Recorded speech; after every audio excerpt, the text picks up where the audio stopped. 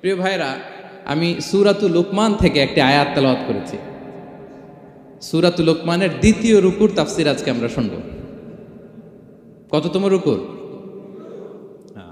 এটা কোরআনের 31 নম্বর সূরা। এটা মাক্কি সূরা। সূরাতুল লুকমান কি সূরা? মাক্কি সূরা, কোরআনের 31তম সূরা, এবং অনেকগুলো রুকু আছে এই সূরায়। আমরা দ্বিতীয় রুকু থেকে কথা শুনব। বেসিকলি এই দ্বিতীয় রুকুতে সাইয়েদনা লুকমান আলাইহিস সালাম ওনার ছেলেকে কিছু অ্যাডভাইস করেছিলেন, উপদেশ। বাবা হিসেবে আমরা আমাদের ছেলেমেয়েদের অ্যাডভাইস করি না? তো উনি ওনার সন্তানকে অ্যাডভাইস করেছিলেন, আর এই অ্যাডভাইসগুলো আল্লাহ তাআলার এত ভালো লেগেছে যে আল্লাহ তাআলা কোরআনের মধ্যে সরাসরি তুলে ধরেছেন। তার মানে আল্লাহ তাআলা বুঝাতে চান আমরাও যেন আমাদের সন্তানদেরকে এই অ্যাডভাইসগুলো করি। এবং আপনি অবাক হবেন, আমরা যখন তাফসিরের ইন ডেপথ তাফসিরে যাব, ভিতরে ঢুকবো, আপনি অবাক হবেন যে 3000 বছর আগের সেই উপদেশমালা কিভাবে মডার্ন টাইমের সাথে এত প্রাসঙ্গিক হতে পারে। আজ থেকে প্রায় 3000 বছর আগের piece of advises, 3000 years back in the history.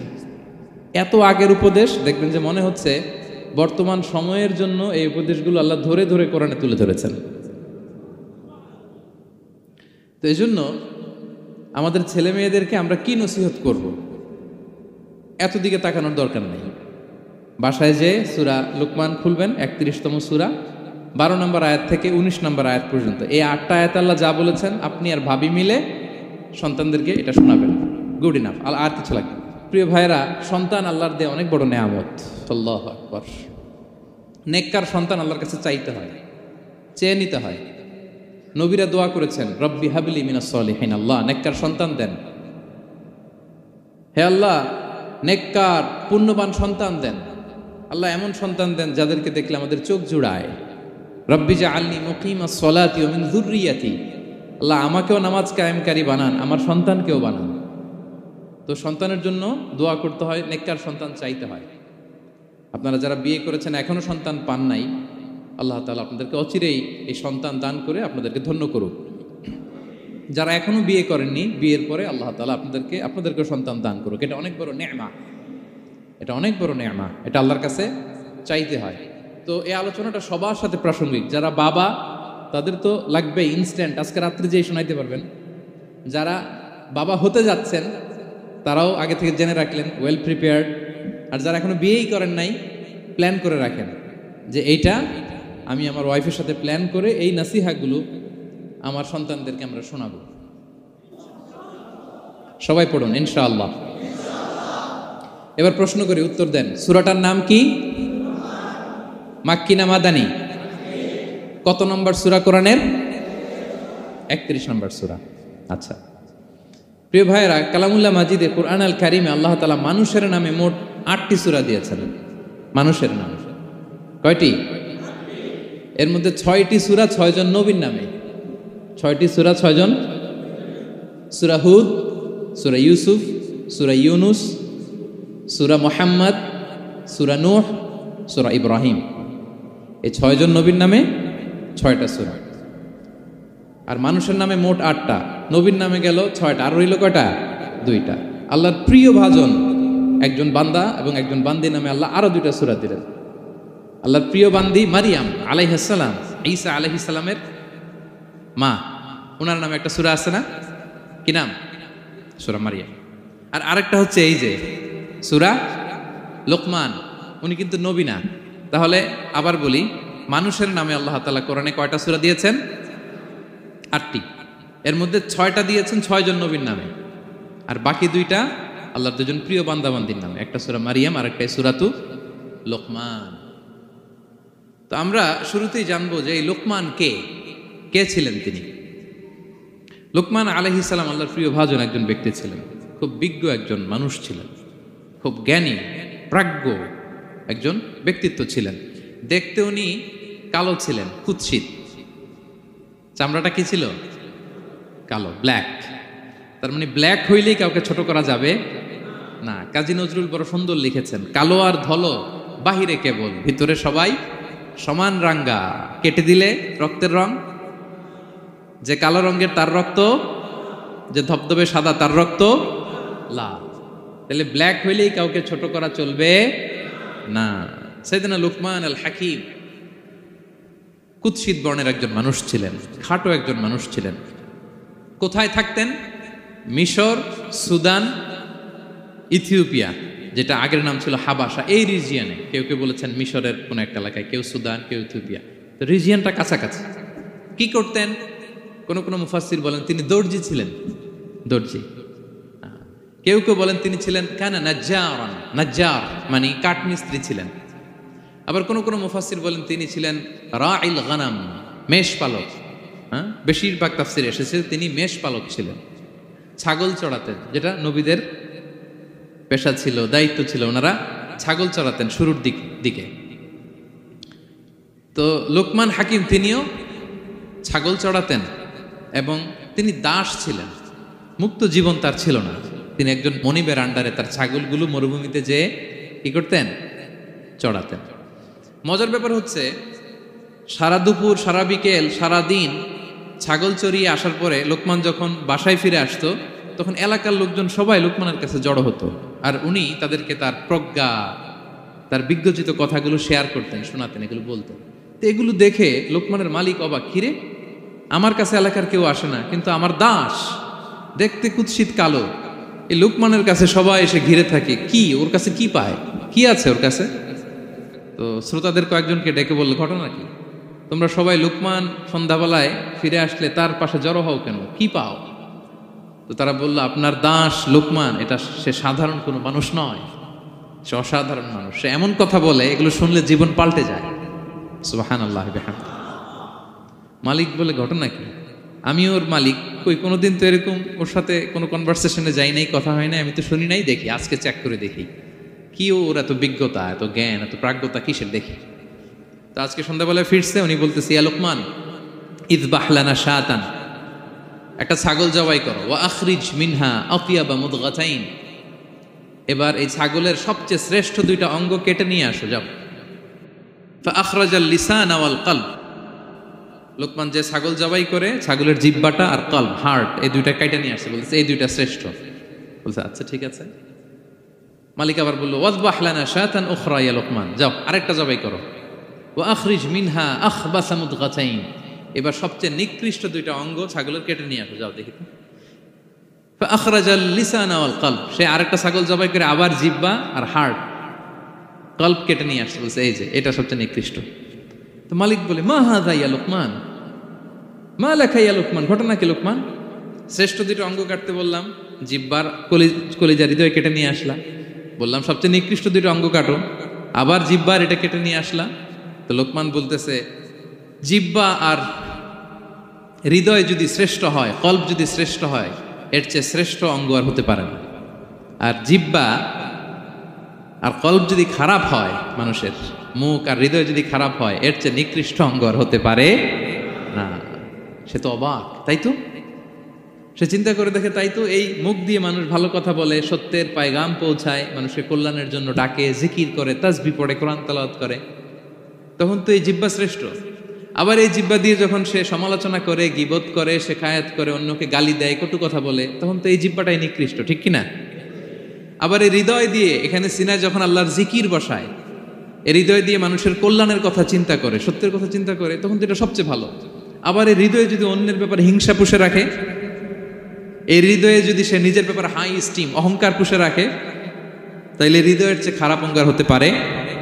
মালিক অবাক হয়ে গেল, বলছে তাই তো লোকমান, আসলেই তুমি অনেক প্রাজ্ঞ, অনেক বিজ্ঞ, যাও, তোমাকে আমি আর এই বন্দিত্বের মধ্যে আটকে রাখতে চাই না, তোমাকে আমি এই ভালো কথাগুলো গণমানুষের কাছে পৌঁছে দেওয়ার জন্য আজ থেকে তোমাকে লোকমান আমি আজাদ করে দিলাম। মুক্ত জীবন পেয়ে মুক্ত বিহঙ্গের মতো তিনি উড়ে বেড়াতে লাগলেন, আর মানুষের কাছে তার এই প্রাজ্ঞ বিজ্ঞচিত কথাগুলো তিনি ছড়াতে লাগলেন। তো তিনি তার সন্তানকে ডেকে বলেছিলেন, কিছু উপদেশ দিয়েছিলেন ডেকে, যে বাবা এটা করো, এটা করো, এটা করো, এটা করো না। এই তার সন্তানকে এই উপদেশগুলো তিনি যে দিলেন, আল্লাহ তাআলার কাছে এত ভালো লেগেছে, এতই চমৎকার এবং পারফেক্ট মনে হয়েছে, আল্লাহ তাআলা কিয়ামত পর্যন্ত গোটা বিশ্বের সব বাবারা, মায়েরা যেন তাদের সন্তানদেরকে এই উপদেশ দিতে পারে, হুবহু লিটারালি ওই কথাগুলো আল্লাহ তাআলা কোরআনের মধ্যে তুলে দিয়েছেন। আজকের সূরা লোকমানের দ্বিতীয় রুকুতে মূলত এই তাফসীরটাই আপনাদেরকে শোনাবো। তো কোন প্লট, কোন স্লট আজকে আলোচনা হবে সবার কাছে ক্লিয়ার? হ্যাঁ, আগ্রহ জাগছে, জানার ব্যাপারে আগ্রহ জাগছে? আচ্ছা, আসুন আমরা মহাবিশ্বের মহাগ্রন্থ আল কুরআন আল কারীম থেকে সরাসরি আলোচনা শুরু করি। আমরা আউযু বিল্লাহ দিয়ে শুরু করি, সবাই পড়ুন আউযু বিল্লাহি মিনাশ শাইতানির রাজীম। বিসমিল্লাহির রহমানির রহিম। ولقد آتينا لقمان الحكمة أن اشكر لله ومن يشكر فإنما يشكر لنفسه ومن كفر فإن الله غني حميد سبحان الله পড়েন। আল্লাহ তাআলা বলছেন ওয়ালাকাদ আতাইনা লুকমানাল হিকমা, আমি লোকমানকে হিকমত দিয়েছি, প্রজ্ঞা দিয়েছি, আর বলেছি আনিশকুর লিল্লাহ, লোকমান আল্লাহ শুকরিয়া করো। ওমাই ইয়াশকুর ফাইন্নামা ইয়াশকুরু লিনাফসি, যে আল্লাহ শুকরিয়া করে সে তার নিজের জন্যই করে, এটা নিজের জন্যই ভালো। ওমান কাফারা ফাইন্নাল্লাহা গানিয়ুন হামিদ, আর যে শুকরিয়া করে না, নাশুকরি করে, অকৃতজ্ঞ হয়, তাহলে জেনে রেখো আল্লাহ তাআলা তিনি গানি, অমুখাপেক্ষী, তিনি হামিদ, সদা প্রশংসিত। সুবহানাল্লাহ পড়ে। তাহলে আল্লাহ তাআলা বললেন আমি লোকমানকে প্রজ্ঞা দিয়েছি, হিকমত দিয়েছি। হিকমত, হিকমত শব্দের সাথে আপনারা পরিচিত আছেন না? আমি লোকমানকে হিকমত দিয়েছি, এটা অনেক দামি জিনিস, সবার থাকে না। হিকমত জিনিসটা কি? না, জ্ঞান হচ্ছে নলেজ, আর হিকমা হচ্ছে বাংলায় বলে প্রজ্ঞা, হ্যাঁ, ইংরেজিতে বলে উইজডম। দেখি কেউ বলতে পারে কিনা, একজন আমাকে শোনান দেখি হিকমতটা কি, দেখি কেউ কিছু বলতে পারেন কিনা। হিকমত মানে ক্ষমতা, একজন বলছে। আচ্ছা, আর অলৌকিক সামথিং, আর শক্তি, আর হ্যাঁ এদিক থেকে যোগ্যতা, আর জ্ঞান। ঠিক আছে, আমার ভাইরা চেষ্টা করছে, আলহামদুলিল্লাহ। আচ্ছা, হিকমত আর ইলমের মধ্যে পার্থক্য আছে। হিকমা is something more than knowledge. আজকে শিখে যান। ইলম মানে যেটা জ্ঞান বা নলেজ, নলেজের সাথে যখন কমন সেন্স যুক্ত হয় তখন এটা হিকমা হয়ে যায়। সুবহানাল্লাহ কইতে পারলেন না? নলেজ, নলেজ আর common sense, I repeat, knowledge আর কমন সেন্স ইকুয়াল টু হিকমা বা উইজডম। শুধু জ্ঞান থাকলেই হয় না, জ্ঞানটা কিভাবে আপনি অ্যাপ্রোচ করবেন, প্রচার করবেন, প্রেজেন্টেশন করবেন, উপস্থাপন করবেন, এটা জানার দরকার আছে না নাই? অনেকের অনেক জ্ঞান আছে কিন্তু কিভাবে বলতে হয়, কতটুকু বলতে হয় এটা জানে না, তাই না? তাহলে জ্ঞানকে কাজে লাগানোর যে মেকানিজম, যে কর্মকৌশল, এটার নাম হিকমা। আল্লাহ বলেছেন হিকমতের সাথে দাওয়াত দাও, উদউ ইলা সাবিলি রাব্বিকা বিল হিকমা, হিকমতের সাথে দাওয়াত দাও। নামাজ পড়া ফরজ, সবাই জানি না আমরা, এটারে বলে ইলম। কিন্তু নামাজটা কিভাবে পড়তে হয়, রুকু কেমনে দিতে হয়, সেজদা কেমনে করতে হয়, সালাম ফিরায় কিভাবে এটা এক্সিট করতে হয়, এই পুরো মেকানিজমটা জানার নাম হিকমা। তাহলে knowledge plus common sense equal to হিকমা। জ্ঞান আর কমন সেন্স একসাথে যদি হয় এটা উইজডম বা প্রজ্ঞা হিসেবে রিফ্লেক্ট করে। বুঝতে পারছেন? আল্লাহ বললেন আমি লোকমানকে প্রজ্ঞা দিয়েছি। হ্যাঁ, ওমাই ইউতাল হিকমাতা ফাকাদ উতিয়া খায়রান কাসীরা, আর যাকে আমি প্রজ্ঞা দিয়েছি তাকে আমি অনেক কিছু দিয়েছি। সুবহানাল্লাহ পড়ে। আল্লাহ তাআলা যেন আমাদেরকে প্রজ্ঞা দিয়ে ধন্য করে, আমরাও যেন হিকমতের অধিকারী হতে পারি। আল্লাহ তুমি তৌফিক দান করো। তাই জন্য আল্লাহ বললেন ওয়ালাকাদ আতাইনা লুকমানাল হিকমাতা আনিশকুর লিল্লাহ ওয়া মান ইয়াশকুর ফাইন্নামা ইয়াশকুরু লিনাফসি। আমি লোকমানকে হিকমা দিয়েছি মানে প্রজ্ঞা দিয়েছি, আর বলেছি আমি আল্লাহর শুকরিয়া করো। যে শুকরিয়া করে সে তার নিজের জন্যই করে, যে কুফরি করে, অকৃতজ্ঞ হয়, জেনে রেখো আমি আল্লাহ গানিয়ুন হামিদ, আমি গানি, অমুখাপেক্ষী, হামিদ, সপ্রশংসিত। আল্লাহ লোকমানকে বললেন আনিশকুর লিল্লাহ, আল্লাহর জন্য শুকরিয়া করো। শুকরিয়া যে করে সে তার নিজের জন্যই করে, এখানে আল্লাহর কিছু হয় না। নাকি আমরা শুকরিয়া করলে আল্লাহর ক্ষমতা 1 ইঞ্চি বেড়ে যায়? আমরা গোটা বিশ্বের সবাই সিজদায় পড়ে থাকলে আল্লাহর ক্ষমতা একটু বেড়ে যাবে না? পারবে? আর আমরা সবাই যদি সবচাইতে পাপী হয়ে যাই আল্লাহর ক্ষমতা কমে যাবে না? কমবে। তাহলে লাভ লস আল্লাহর কিছু নাই, লাভ লস সব কাদের? আওয়াজ করে সবাই বলুন, লাভ লস কাদের? শুকরিয়া করলে আমাদের লাভ। লা ইন শাকারতুম লা আযীদান্নাকুম ওয়া লা ইন কাফারতুম ইন্না আযাবি লাশাদীদ। আল্লাহ বলেন যদি তোমরা শুকরিয়া করো নেয়ামত বাড়িয়ে দেব, আর যদি কুফরি করো জেনে রেখো আমার আযাব, আমার পানিশমেন্ট, আমার শাস্তি বড় কড়া। আমি আল্লাহ সব সময় ধরি না, ধরলে ছাড়ি না। ঠিক কি না? ধরে ধরে ধরে না, ধরলে আল্লাহ ছাড়ে না। শুকরিয়া করলে তিনি বাড়াতে থাকে, দিতেই থাকে। শুকরিয়া করবেন তো পাবেন, নিয়ামতে শুকরিয়া করবেন তো পাবেন, করবেন তো পাবেন। তো শুকরিয়া করলে আমাদের লাভ, আমাদের লাভ।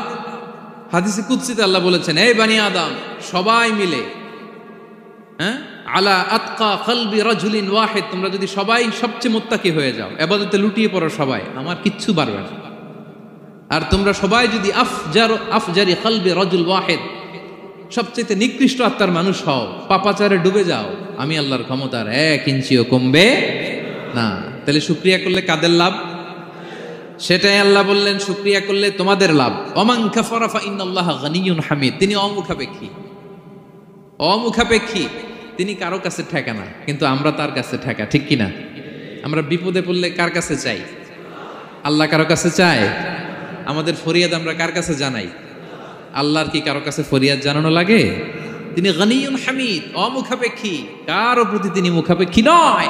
গোটা বিশ্ব তার কাছে প্রার্থনা করে, গোটা বিশ্ব মুখ থুবড়ে তার কাছে পড়ে থাকে, গোটা বিশ্ব লুটিয়ে পড়ে সিজদায় পড়ে তার কাছে রোনাজরি করে, কিন্তু তিনি কারো কাছে কিছু চেতে হয় না। তিনি গানিয়্যুন হামিদ। এরপর আল্লাহ তাআলা সেদিন লোকমান আলাইহিস সালাম সন্তানকে কি উপদেশ দিলেন এর পরের আয়াত থেকে শুরু করলেন। আল্লাহ তাআলা বললেন, ওয়া ইয ক্বালা লুকমানু লিবনিহি ওয়া হুয়া ইয়াইদুহু ইয়া বুনাইয়া লা তুশরিক বিল্লাহ ইন্নাশ শিরকা লাযুলমুন আযীম।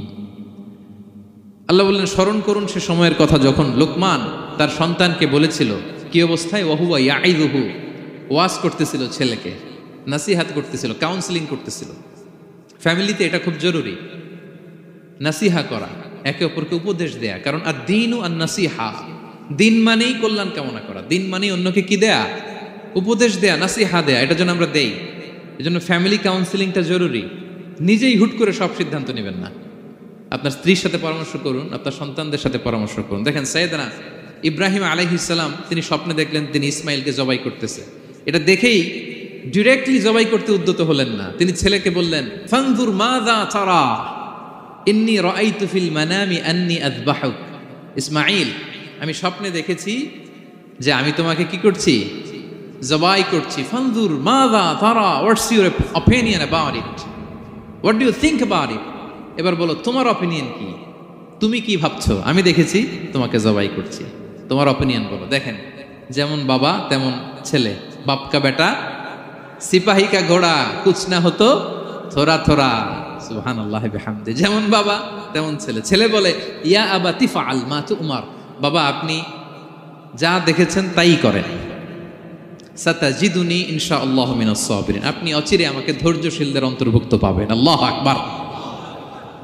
বাবা আপনি ভয় পাবেন না, বিচলিত হবেন না, আমার কারণে আপনি আল্লাহর কাছে লজ্জিত হবেন না। আপনি যেমনটি দেখেছেন তেমনটি করুন, ভয় পাবেন না, অচিরেই আপনি আমাকে ধৈর্যশীলদের অন্তর্ভুক্ত পাবেন। যেমন বাবা তেমন ছেলে, ঠিক তেমন রেসপন্স, ঠিক তেমন উত্তর। সাথে সাথে বললেন, বাবা আপনি ভয় পাবেন না, করুন। তো দেখেন আল্লাহর নবী ইব্রাহিম আলাইহিস সালাম স্বপ্নে যেটা দেখেছেন আল্লাহর পক্ষ থেকে এসেছে। চাইলেই তো ছুরি চালাতে পারতেন, চালিয়েছেন? কি করছেন? পরামর্শ করেছেন, কাউন্সেলিং করেছেন। ফ্যামিলি কাউন্সেলিংটা খুবই জরুরি। This is the first and foremost reminder tonight. আজকের তাফসির থেকে প্রথম রিমাইন্ডার এটা, যে বাসায় আমরা কাউন্সেলিং করব, বড় কোনো সিদ্ধান্ত নিতে গেলে পরামর্শ করব, যেমনটি নবী আলাইহিস সালাম ওনারা করেছেন। ঠিক কিনা? তাহলে সাইয়েদনা লোকমান আলাইহিস সালাম ছেলেকে উপদেশ দিচ্ছেন, আর উপদেশের ভাষা হতে হবে কোমল। দেখেন এখানে আল্লাহ তাআলা যেটা ব্যবহার করেছেন, ইয়া বুনাইয়া, যারা আরবি জানেন, বুনাইয়া শব্দটা কিন্তু সাধারণ শব্দ না। হ্যাঁ, ইবনুন থেকে বুনাই মানে খুব আদর করে ছোট্ট বাচ্চাকে আমরা যেটা ডাকি, ও আমার কলিজার টুকরা সন্তান, ও আমার সোনামণি, হ্যাঁ, ও আমার ছোট্টমণি, ও আমার বাজান, হ্যাঁ, ও আমার আব্বু। আর কি বলেন ছেলে মেয়েদেরকে আপনি? সায়া। কি এটার মানে কি? হ্যাঁ, ইংরেজিতে বললে ডার্লিং। আর ঠিক আছে, ডার্লিং কিন্তু সবাইরে বলা যায়, মানে যাকে আপনি লাভ করেন, ভালোবাসেন, আপনার ছেলেকে ডার্লিং বলতে পারেন, মেয়েকে বলতে পারেন, আপনার ওয়াইফকে বলতে পারেন, অন্য আবার অন্যান্য নারীদেরকে বলা যাবে না, স্ত্রী পর্যন্ত, হ্যাঁ, কাছের যারা এদেরকে। তো মালয়েশিয়ান ভাষা তো আমি জানি না, মালয়েশিয়াতে যেটা বলে ওইটা দিয়ে ডাকবেন, খুব সোহাগ দিয়ে, আদর দিয়ে, কারণ নাসিহাতের ভাষা খুব কোমল হতে হয়। যে নাসিহাত হৃদয় নিংড়ানো মমতা দিয়ে বেরোয়, ওই নাসিহাত অন্যের হৃদয়ে যে টাচ করে। কথা বুঝতে পেরেছেন? যেটা হৃদয় নিংড়ানো ভালোবাসা থেকে বেরোয় নাসিহাত, সেটা আপনার ছেলের হৃদয়ে যে টাচ করবে, ক্লিক করবে। আর যদি রেগে মেগে আগুন হয়ে ওরে ধরেন, নামাজ পড়লি না কেন, এটা করলি কেন, এমনটা হইলো কেন, ও শুনবে? শুনবে না, বিগড়ে যাবে। দেখেন সাইয়েদনা মূসা আলাইহিস সালাম এবং সাইয়েদনা হারুন আলাইহিস সালাম দুজন মিলে যখন ফেরাউনকে দাওয়াত দিতে যাবেন, আল্লাহ বললেন, মূসা তোমার মেজাজ কিন্তু গরম, এই গরম মেজাজ নিয়ে ফেরাউনের দাওয়াত দিলে হবে? রব্বুল আলামিন বললেন, মূসা তোমার মেজাজ বড্ড গরম, কিন্তু তোমার জিহ্বাটা দিয়েছি আমি নরম, এই নরম জিহ্বা দিয়ে ফেরাউনের দরবারে যে যখন দাঁড়াবা, ফাকুলা লাহু কাওলান লাইয়িনান লাআল্লাহু ইয়াতাযাক্কারু আও ইয়াখশা। সুবহানাল্লাহ পড়েন। ফাকুলা লাহু কাওলান লাইয়িনা, সফট ল্যাঙ্গুয়েজ ইউজ করবা, কোমল ভাষায় দাওয়াত দিবা, নরম ভাষায় সফট করে, কোমল করে, ভদ্র করে ফেরাউনের কাছে প্রেজেন্টেশন দিবা। হতে পারে তোমার এই সুন্দর প্রেজেন্টেশনের কারণে ফেরাউন দাওয়াত কবুল করে নিতে পারে। দেখেন আমাদের যে অ্যাপ্রোচে ভুল অনেক দায়ীদের, ফেরাউনের মতো কুখ্যাত সন্ত্রাসী এই পৃথিবী আর দেখবে? কথা বলেন না কেন? ফেরাউনের চাইতে বড় গডফাদার, ফেরাউনের চাইতে বড় সন্ত্রাস ডাকাত এই পৃথিবীতে আর দ্বিতীয়টা কেউ এসেছে? তো এই ফেরাউনকে দাওয়াত দেওয়ার জন্য আল্লাহ মুসাকে বললেন, মুসা সফটলি বইল, কোমল ভাষায় বইল, একটু মোলায়েম সুরে বইল, যাতে ওর হৃদয়ে টাচ করে। আর আমরা যাদেরকে খারাপ মনে করি, যাদেরকে আমরা পাপী মনে করি, তারা কি ফেরাউনের চেয়েও খারাপ? হ্যাঁ, তো তাদের কাছে আমরা যখন বার্তা পৌঁছাই, আমরা তো অ্যাগ্রেসিভ হই কেন, আমরা তো অ্যাটাকিং হই কেন, আমরা হিট করে করে কথা বলি কেন? না, দিস ইজ নট দ্য দাওয়া অ্যাপ্রোচ।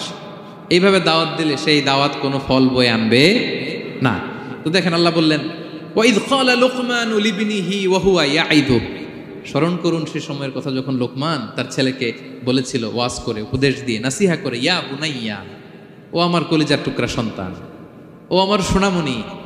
যত কোমল ভাষায় আপনার ছেলেকে ডাকতে পারেন, এরকম আদর দিয়ে, সোহাগ দিয়ে, হ্যাঁ, মায়া মমতা মাখা মোলায়েম কণ্ঠে ওকে ডাকবেন। ডেকে কি উপদেশ দিলেন দেখেন, সাইয়েদনা লোকমান প্রথম উপদেশ দিলেন, ইয়া বুনাইয়া, আমার সন্তান, লা তুশরিক বিল্লাহ, ও আমার কলিজার টুকরা বাবা, আল্লাহর সাথে তুমি শিরক করো না। প্রথম উপদেশ, খবরদার আমার কলিজার টুকরা সন্তান, আল্লাহর সাথে শরিক করতে যেও না, আল্লাহর সমকক্ষ কাউকে মনে করো না।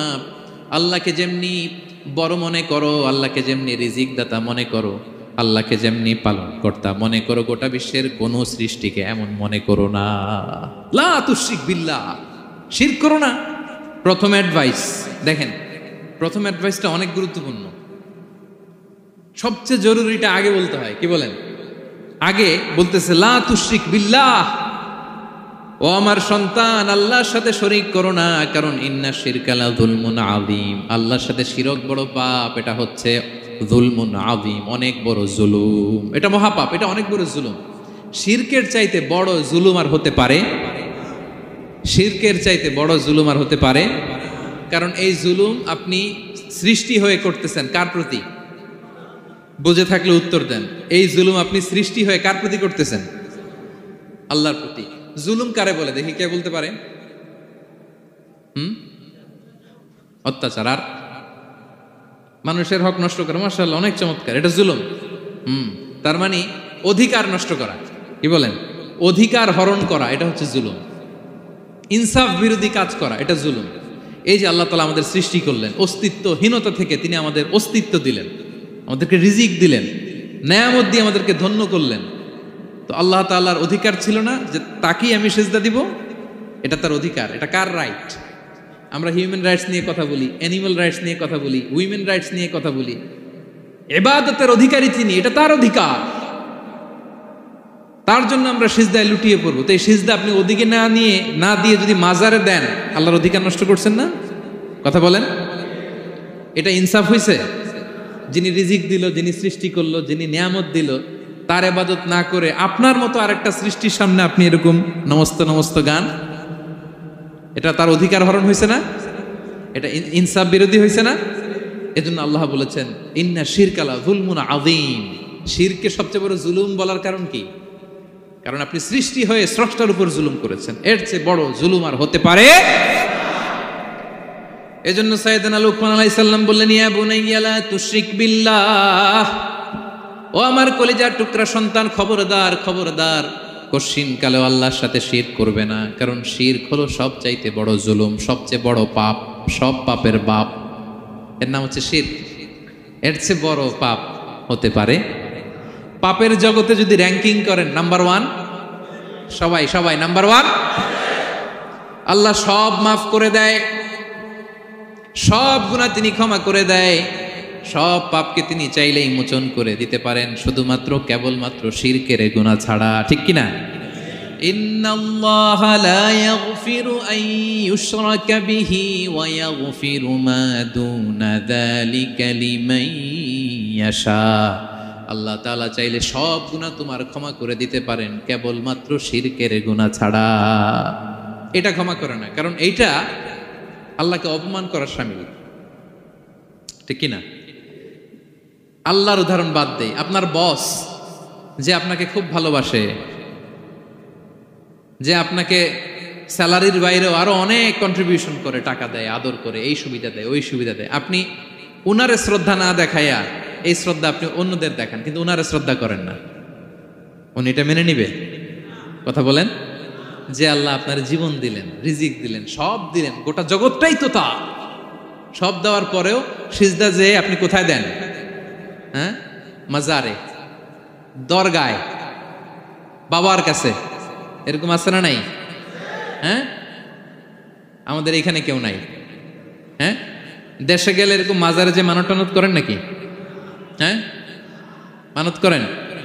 মাজারে সেজদা দেওয়া যাবে? চাইতে হবে একটা সত্তার কাছে। চিল্লায় বলুন তো তিনি কে? এজন্য বিশ্বনবী বলেন, ইযা সাআলতা ফাসআলিল্লাহ, চাইলে আল্লাহর কাছে চাও। ওয়া ইযা ইসতাআনতা ফাসতাইন বিল্লাহ, সাহায্য যদি চেতে হয় একজনের কাছে চাইবা। চিল্লায় বলেন তিনি কে? নাকি বাবার কাছে? হ্যাঁ, দয়াল বাবা রে দয়া করো আমারে। আপনার বাবার যখন ডায়রিয়া হয় উনি চায় কার কাছে? আপনার বাবা যখন বিপদে পড়ে কাঁদে কার কাছে? এই জন্য আমরা চাবো কার কাছে? দয়ালা আল্লাহ রে দয়া করো আমারে। এটা বলতে হবে, ঠিক কিনা? বলেন সবাই, দয়ালা আল্লাহ রে দয়া করো আমারে। এজন্য এই জিনিসটা সাইয়েদনা লুকমান আলাইহিস সালাম প্রথমে ফোকাস করলেন, বললেন লা তুশরিক বিল্লাহ, ও আমার কলিজার টুকরা সন্তান, আল্লাহর সাথে শিরক করো না, খবরদার।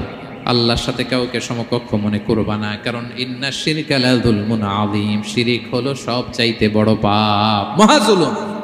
এই জুলুম আল্লাহর প্রতি করা হয়। তাহলে প্রথম উপদেশটা বুঝতে পারছেন আমার প্রিয় ভাইরা? আল্লাহর সাথে শিরক করা চলবে। চাইবো কার কাছে? সন্তান হয় না, কই চাবেন? নাকি মাজারে? মাজারে চাওয়া যাবে? বাবার কাছে চাওয়া যাবে? ছেলে সন্তান দেয় কে? মেয়ে দেয় কে? ছেলে মেয়ে দুটোই দেয় কে? ছেলেও দেয় না, আবার মেয়েও দেয় না। চিৎকার করে বলেন তো তিনি কে? আমরা তার কাছে চাইব। সব পরিস্থিতিতে আমরা একজনের কাছে চাইব, তিনি কে?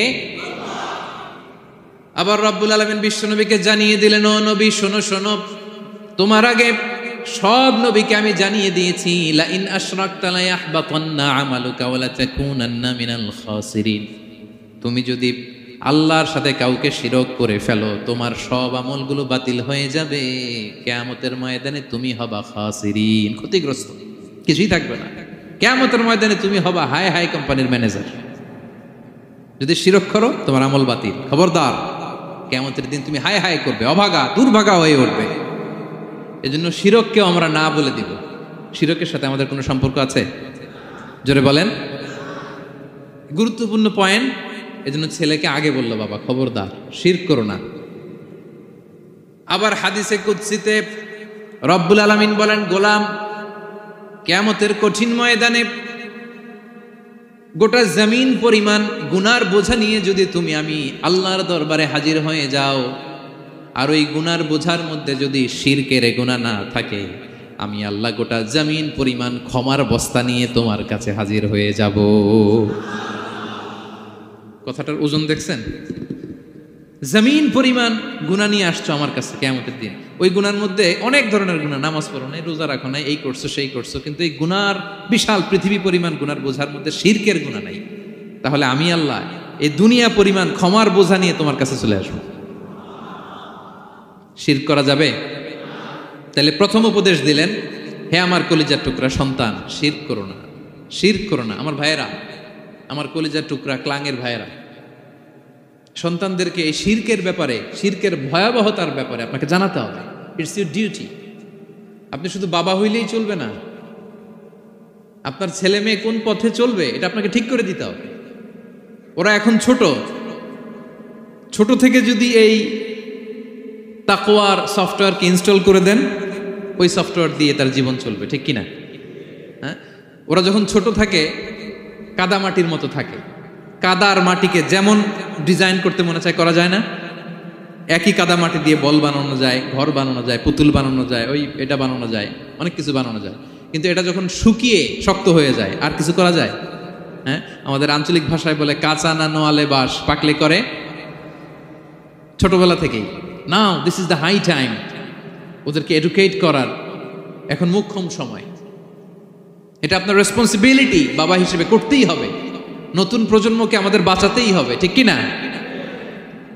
মানুষের পেট থেকে বেরোলেই কেউ মানুষ হয় না। গরুর পেট থেকে যেটা বেরোয় এটা গরু, ছাগলের পেট থেকে বেরোলেই ছাগল হয়ে যায়, হাতির পেট থেকে বেরোলেই হাতি হয়ে যায়। কিন্তু মানুষের পেট থেকে একটা কিছু বেরোলেই ওটা মানুষ হয়, ওটার মানুষ বানাতে হয়। কি করতে হয়? মানুষ বানাতে হয়। গরুকে কেউ কোনোদিন বলে না তুই গরুর মতন গরু হ। ছাগলরে কেউ কোনোদিন কইছে যে তুই ছাগলের মতো ছাগল হ। কিন্তু এই মানুষকেই বলা হয় তুমি মানুষের মতো মানুষ হও, মানুষের মতো মানুষ হও। মানুষের মতো মানুষের বড্ড অভাব, ঠিক কিনা? তো আমাদের ছেলেমেয়েরা মানুষের মতো মানুষ হোক, আমরা চাই কি চাই না? এই উপদেশগুলো আমাদের দিতে হবে, ওদেরকে জানাতে হবে। ছোট্ট মানুষ অনেক কিছুই বুঝে না, ওদেরকে কোনটা সত্যবাদিতা, কোনটা ন্যায়পরায়ণতা, কোনটা আমানতদারিতা, কোনটা চুরি ধরে ধরে বোঝাতে হয়। আমাদের ছোট্ট সোনামণিরা দেখবেন ছোটবেলায় ওই ছোট অবস্থায় যারা থাকে, ছোট স্কুলে যায়, স্কুলে যে আরেকজনের পেন্সিল ব্যাগে করে নিয়ে আসে দেখবেন। মানে ওরে দিচ্ছেন আপনি ব্লু কালারের, ওর এটা ভালো লাগে নাই, ওর ভালো লাগছে পিঙ্ক কালারের একটা, তো আরেকজনের পিঙ্ক কালারের পেন্সিল ব্যাগে করে নিয়ে আসছে, রাবার নিয়ে আসছে। ও খারাপ মনে আনে নাই, কারণ ও জানে না, ও ভাবছে যেটা সুন্দর লাগে ওইটাই মনে হয় আমার। কিন্তু অন্যের জিনিস যে না বলে নিয়ে আসলে এটাকে চুরি বলে, ও এটা জানেই না। তো এগুলো ওদেরকে জানানোর, শিখানোর দরকার আছে না নাই? দায়িত্বটা কার? বাবা মায়ের। আমার প্রিয় ভাইয়েরা, সন্তানদেরকে যেন আমরা গাইড করি, ইনস্ট্রাক্ট করি, আমরা যেন ওদেরকে শিখাই কোনটা সত্য কোনটা মিথ্যা। এখন তো এই যে সোশ্যাল মিডিয়ার যুগ, এটা ছাড়া খেতেই চায় না, তাই না? ঘুমাতেই চায় না। সে কি দেখে এটা আপনার জানতে হবে। সে কোথায় যায়, সে কার সাথে মেশে, সে কোন সাইটগুলো ব্রাউজ করে, এটা বাবা হিসেবে জানার দরকার আছে না নাই? প্যারেন্টিং কন্ট্রোলের একটা ব্যবস্থাপনা আছে, আপনি কন্ট্রোল করে দিতে পারবেন। আপনি সাইন করে দিবেন ইউটিউবে আপনার জিমেল দিয়ে, ও কি দেখে আপনি সব চেক করতে পারবেন হিস্ট্রিতে। যুগ যেমন, ওই যুগের মেডিসিনও তেমন, ওইভাবে আপনাকে নিয়ন্ত্রণ করতে হবে। কারণ এই যুগে আমাদের তরুণ শিশু কিশোররা এত এত চ্যালেঞ্জের সম্মুখীন হচ্ছে যেটা আগে কখনো হয় নাই। The world is changing so fast, it's very difficult to handle our teenagers. ওদের প্রশ্ন শুনলে আপনি অবাক হয়ে যাবেন। আমি উত্তর দিতে পারি না মাঝে মাঝে, আমার ছোট মেয়ের অনেক প্রশ্নের উত্তর দিতে পারি না, মানে পারি, ও মানতে চায় না, আর্গুও করে। এমন এমন কথা বলে যেগুলো আমরা 10-15 বছর বয়সেও শিখি না। আজকে 5-6 বছরের ছোট বাচ্চা, ছেলে মেয়ে আপনাকে এমন প্রশ্ন করবে, আপনি অবাক হয়ে যাবেন। এই জন্য ছোটবেলা থেকেই ওদের মন মস্তিষ্কের ভেতরে এই ইসলামের শিক্ষাটা ঢুকাই দিতে হবে আমার ভাইয়েরা। ইসলাম সেটাই চায়, যে এইমাত্র জন্মগ্রহণ করছে যে বাচ্চা